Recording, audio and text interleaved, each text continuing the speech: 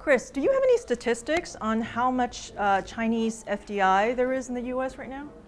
In terms of the Chinese FDI into US, I can't remember the number, but the number is still relatively small. It's maybe about 20, 30 billion US dollars in that range. It's still rather modest.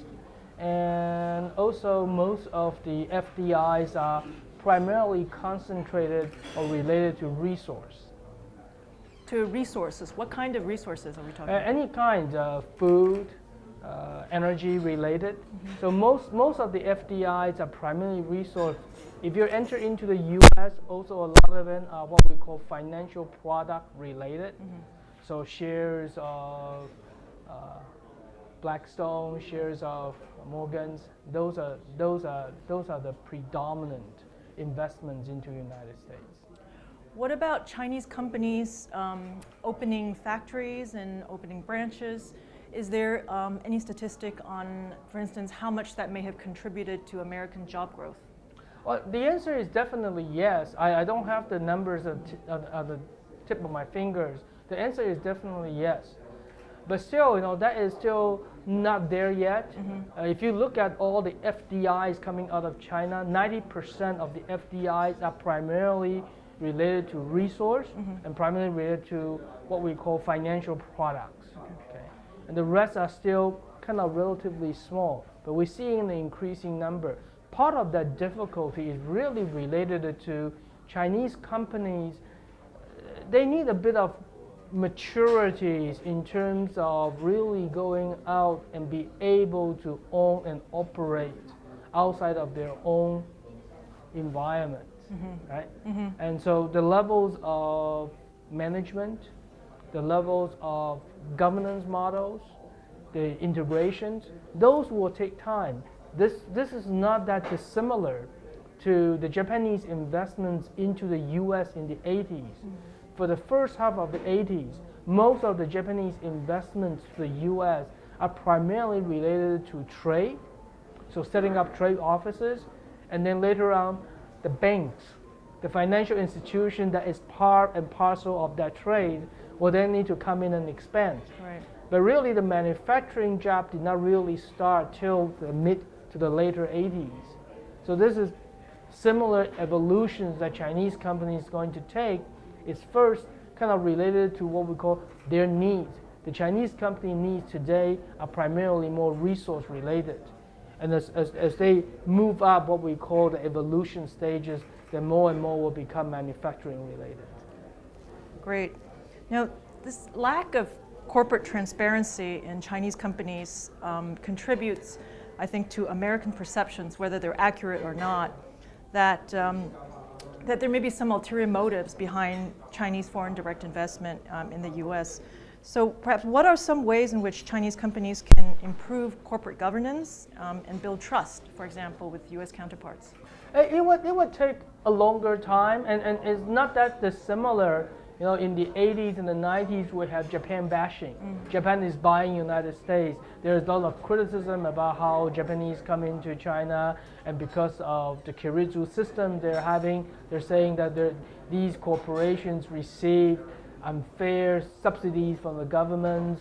They are oligarchies that control mass amount of resources, etc., etc., etc. So these are all the things that are against what we call the Japanese company. And you find similar things happen in China as well. So Chinese companies really need to do, first of all, is they need to adopt a more transparent styles of corporate governance. And you have seen recent examples of that, as Chinese companies, or quite a number of them, have raised capitals overseas. They have foreign independent directors that are well respected in the foreign circus. So this is really what it's kind of a journey that the Chinese company need to take to kind of move beyond. There are always going to be a bit of suspicions about what we call the ulterior motives. Right. But you have to remember the Chinese, what we call the enterprise system and the US enterprise system are very, very different. Not that long ago, everything in China is state-owned.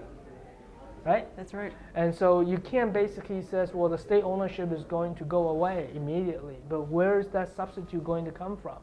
So this is going to take time to evolve and go through, but also having said that, even there is a state-owned system, there are competition in China.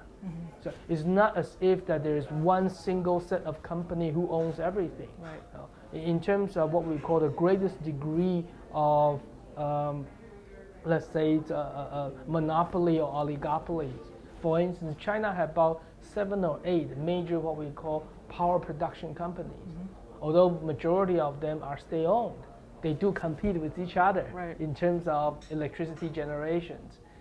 Chinese have 3 major shipping companies, right? And they compete with each other on their shipping businesses. So they are a market element that are being introduced.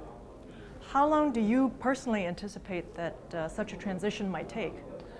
It's never really there is a specific timeline. China is moving very, very fast. If you just think about the progress China has made for the last 30 years, or even better yet, since really the early or the mid-90s, when China really takes off, till now, that's a very short period of time. And under that very short period of time, they have accomplished a lot.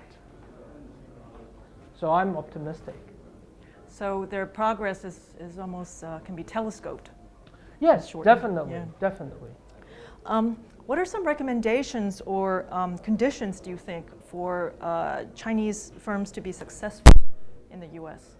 Well, I think that there's a lot for the Chinese company to learn from the Japanese company's experiences. And what they need to do is making sure that when they're coming into a country, they have to be open-minded. They have to be sensitive, or at least receptive to the concerns of the public. And they have to be able to address it in an even way. They need to invest into the communities. And just as the Japanese companies, later on when they're successful, they build communities. To a certain extent, they also need to engage the local communities and sometimes may take away of some of the competition. For instance, greenfield investment sometimes is better perceived than outright acquisition of an existing plant, or unless that particular plant is basically going to close down. Right? So these are the things which need to be done, and also of course is how then you cleverly really do what we call the PR, the public relations arena.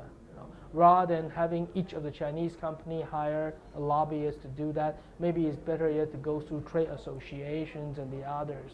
The engagement or building of that engagement and partnership with local government is also very, very important because you are creating local jobs, and as a result, you gain a lot of alliance in a way in terms of moving that public relationship needle a little bit further.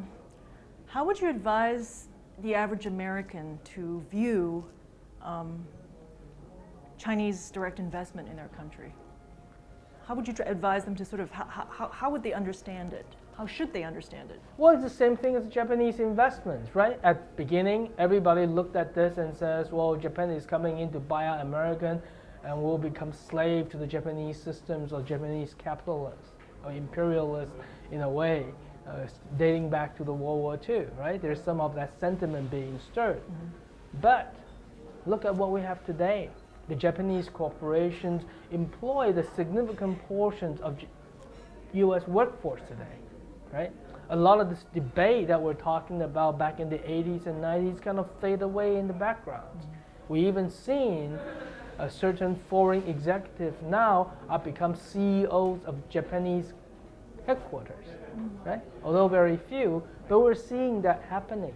So this is happening. The same thing will come back to China as well. These things will change. It will take time, but I think people, as long as people have what we call an open mind about it. Now, China has its own challenges because China's socialistic ideologies is not as similar to Japan, to the US in terms of a capitalist market system. But having said that, there are lots of similarities. So then you have to really look at it and look at things as it is and not be clouded by your own biases or predispositions. Excellent. Thank you very much. Thank you.